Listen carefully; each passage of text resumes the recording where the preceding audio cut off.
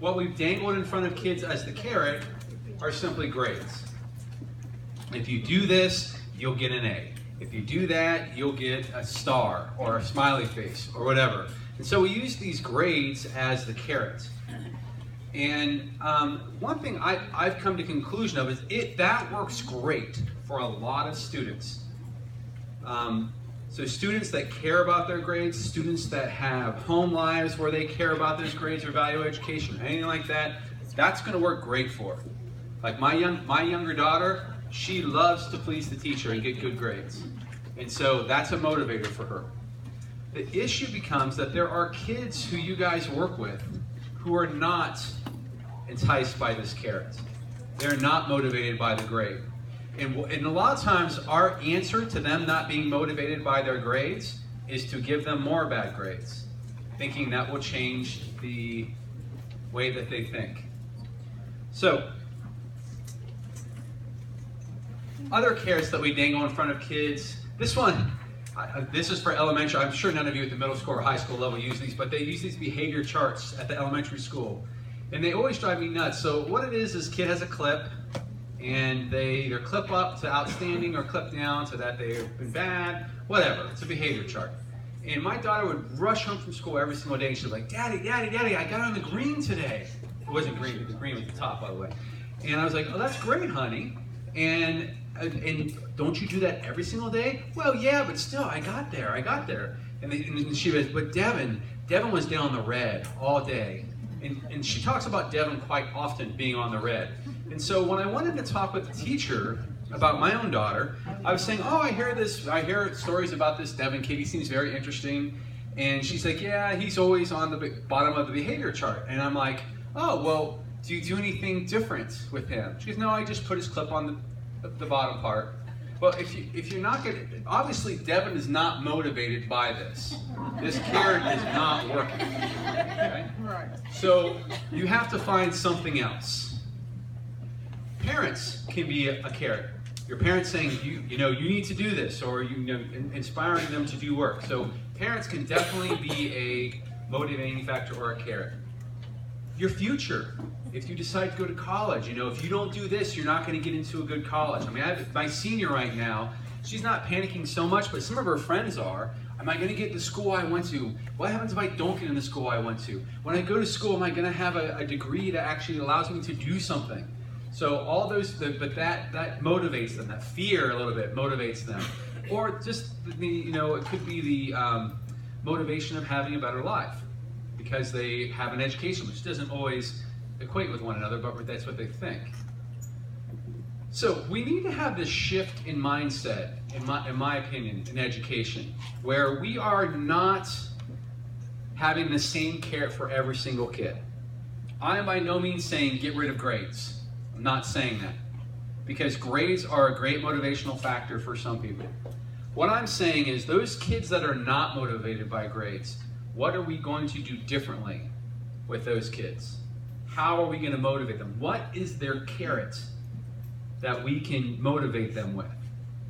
And so you kind of have to change it, because I'm always, whenever I talk to some high school teachers in my district, they'll be like, oh yeah, well, so-and-so didn't turn in their paper on time, so I gave them a C because it was late. And I'm like, well, the work was still turned in. Well, how was the work? Well, the work was really good, but I wanted to teach them responsibility. And I'm like, okay, well, they turn it in late every time. So that's obviously not working. I don't know if you guys saw the story the other day. A woman got fired in Florida because she refused to give one of her students 50% credit for not doing work. And wherever you fall into that debate of whether she was right, wrong, whatever, still you have to look at the underlying factors, which is what would motivate this kid. So, sorry.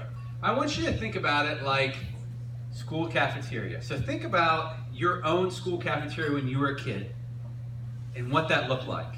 It probably, and if it's anything like mine, it probably looked a little bit like this. Sorry.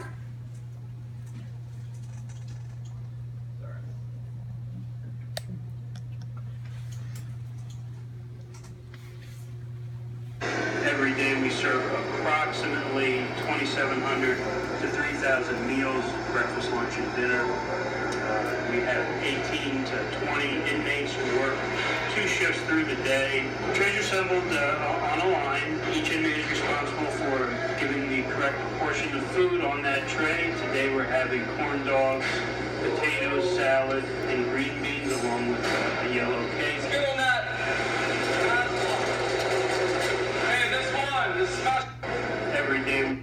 So, what you saw there, and they did say inmates, by the way, this is a prison, and I'm not saying that schools are her prison, but this is the only video I could find. I couldn't find a video from the 50s and 60s or 70s.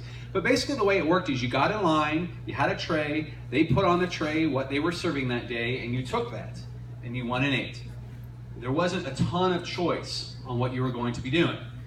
And so, nowadays, what you get are cafeterias like this. Welcome to Plaza Middle School. Take a tour with the Tiger mascot and his friends through the Tiger's Pride Plaza Cafe so you know what to expect when you come to eat our delicious food. You can enter the cafe during your team's lunch period on either side.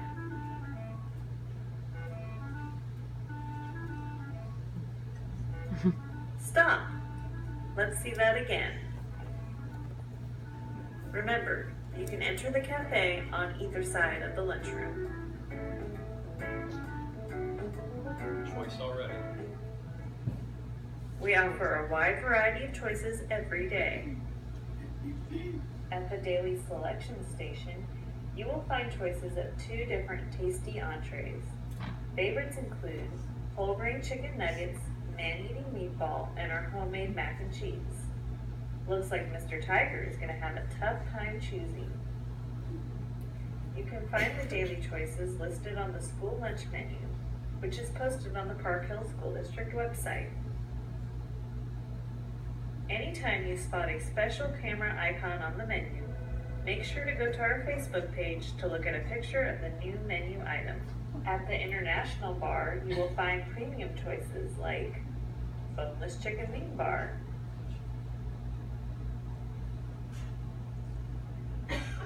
pasta bar,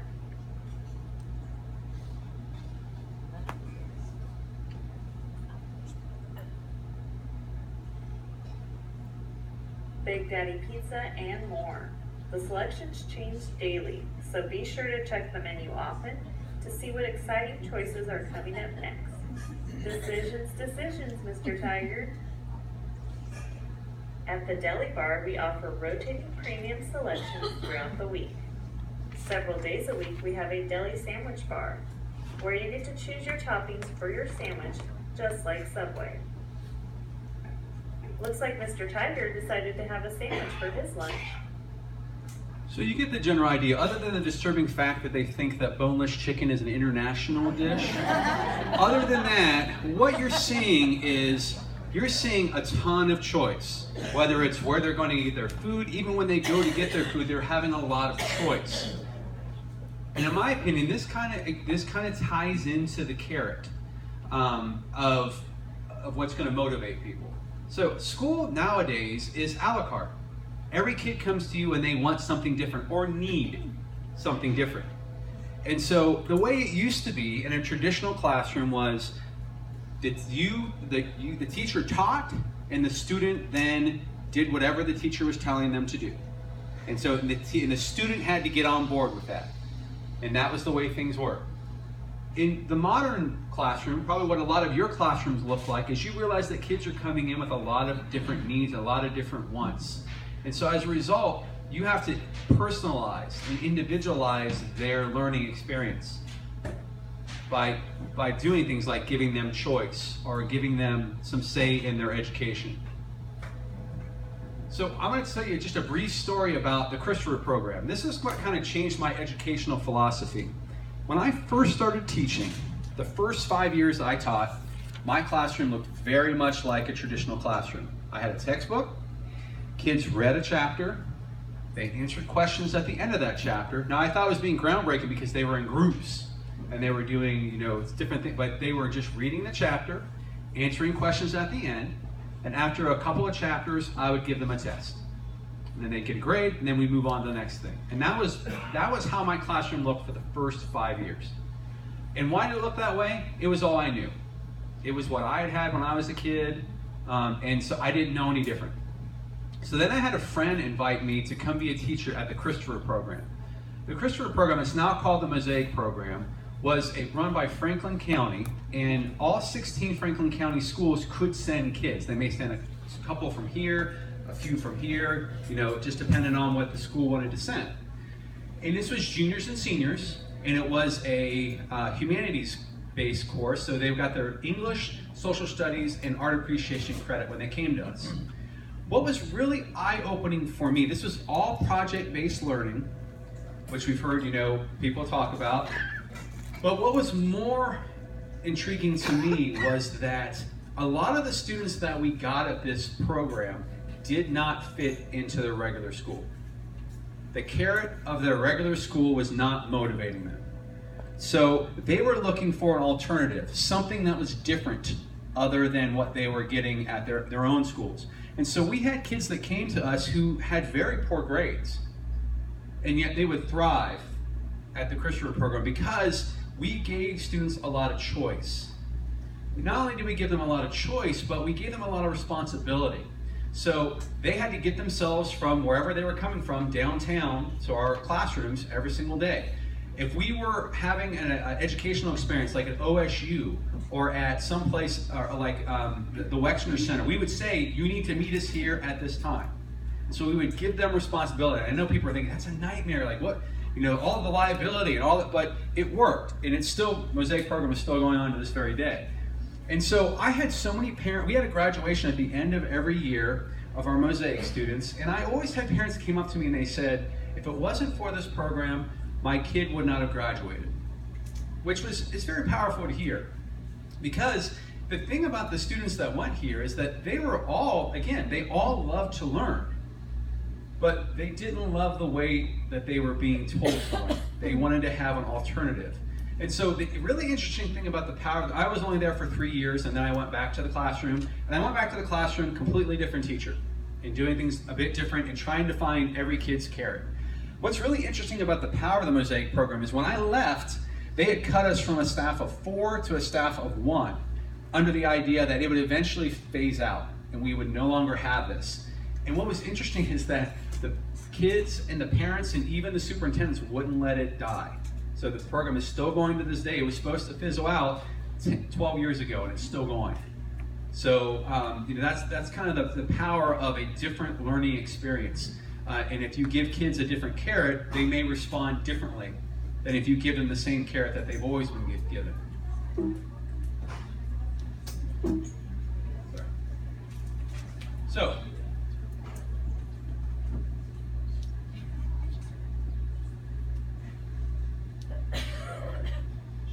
the Wi-Fi kicked in.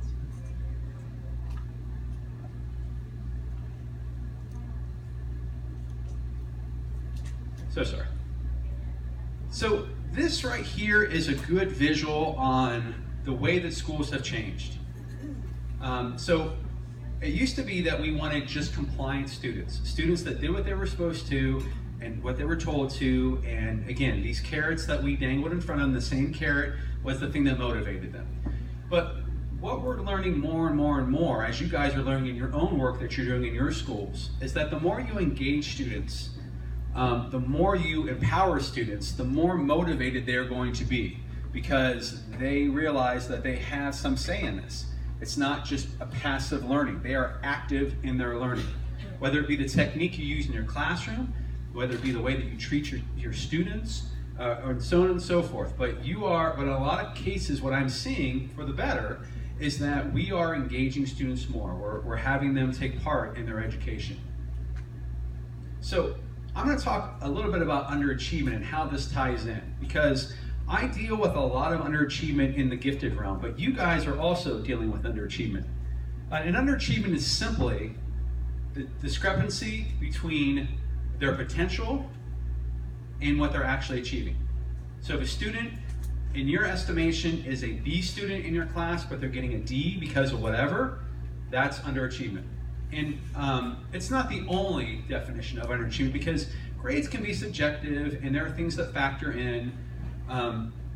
We in our district, we did try to do a revision to grading where we wouldn't give extra credit anymore, we wouldn't grade homework and all those things, and of course that did not go over so well with staff. But another definition for underachievement is the discrepancy between a predicted achievement and an actual achievement. I have students who come through my office who are gifted across the board in everything. And by the time they get to high school, though, they're taking either easy classes that aren't challenging them, or they're not doing so well in classes.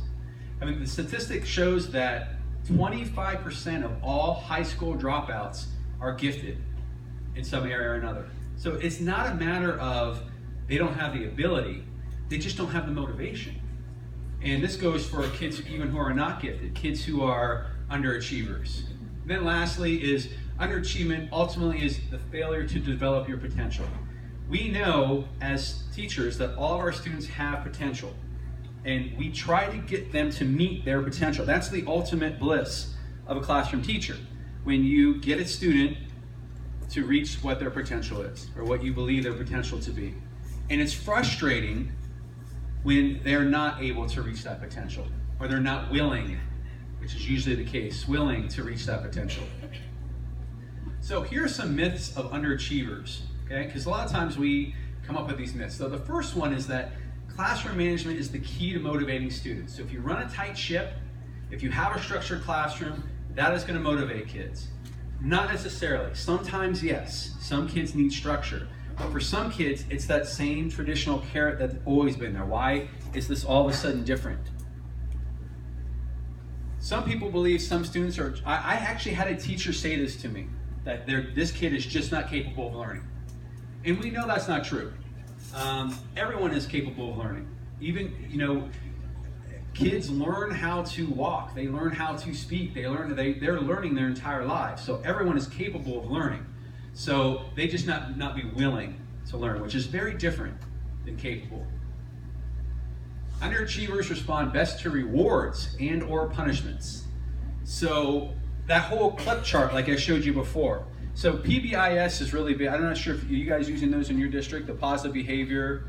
It's really big in education right now. And I totally understand its philosophy and I agree with many of its tenets, but at the same time, I think it works really well with certain kids, but it doesn't work as well with other kids. And so what are we going to be doing differently for those kids it's not working for?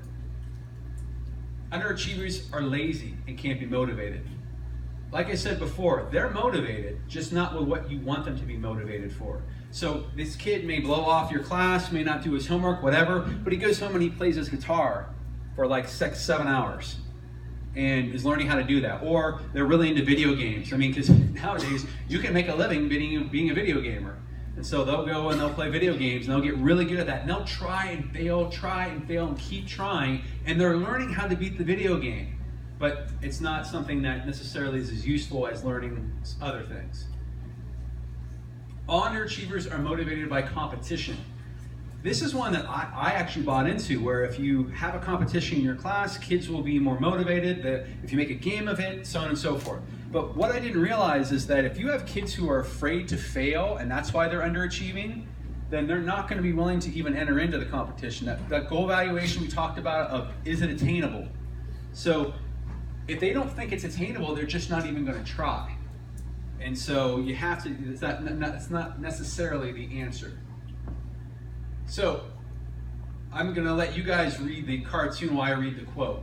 So underachievers are in fact highly motivated in directions other than getting good grades.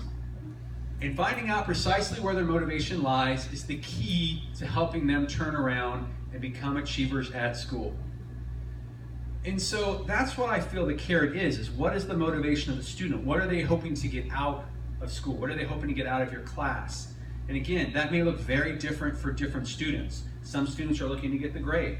Some students are actually, how frustrating it is, I think sometimes when a kid comes out of a class, gets an A, but didn't learn anything. So, that's just as bad as if they got bad grades, but did learn something. Or actually can be worse. So you can see this student has this skill, but it's not a valued skill. And so it doesn't equate to necessarily what we think of as being a skill in school. So I'm going to talk about a few causes of achievement that you might see in your own classrooms and schools, and I'm going to provide some possible strategies for what this might look like. And here's the thing I want you to kind of understand is that just like you have to find different kids' carrots, there's not one solution or one answer. And there may be, you may do something that may work for a little bit, but then doesn't work later. And so you constantly have to be changing, what that carrot and motivating kids. So, one is boredom. How many times have you heard a kid say, "This is so boring"? I know some of you are thinking that right now. Okay? So, but a kid said, "Oh, I have a parents call me all the time. They're like, my kid is bored in class." And I always kind of dig down a little bit deeper on what do they mean by they're bored? What does that look like? Okay? But a lot of times what it is that students aren't being challenged. And so because they're not challenged, they find other avenues to entertain themselves. And they get in some trouble. I've had several kids that have said to me, "Yeah, I used to get in trouble all the time because I wasn't that engaged in class and I just found things to do that entertained me and it wasn't what the teacher wanted me to be doing." Students having to stay with the class. For better or for worse, in the United States, when kids turn 6, they enter kindergarten. And then they lock and step, they go up grades with their kids who are the same age as them. The problem is that we know that kids learn differently and learn at different levels than other kids. So at the high school level, you guys have a little bit of an advantage that kids are choosing the classes they're taking in a lot of cases.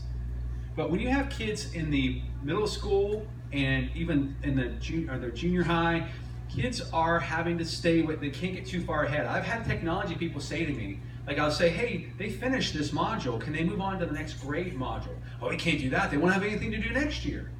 And so, but it's like, so you're gonna make them wait and just sit there and not do anything? So I definitely have had those conversations. A lot of times we misinterpret behavior issues when it's actually a motivation issue. It's not that they're bad behaved kids, they just are bored and so they act out as a result. So some things to think about in your classroom is pre-assessment. So I started using pre-assessment in my classroom quite a bit, and here's the difference, by the way, between pre-assessment I'm talking about and pre-assessment, which you may know. So I'll talk to a teacher and they're like, "I pre-assessed the kids, and this one kid got 100% on it." I'm like, "Great, so what did you do?" "Well, I made him do the unit with everyone else." Like, what the whole point, if the kid already shows mastery, the kid already shows they can do it, why are you making them do that? So I would pre-assess and let kids opt out of classes. So when I was teaching science, we'd have a unit on the solar system. And if they could take the unit test and get an A on that, I said, "Great, you have credit. Now you're going to do an independent study instead of this unit." And so they would go work on an independent study. What was really interesting and eye-opening for me is that this independent study was not for a grade. I did not use it as extra credit. I did not use it to inflate the grade that they already had.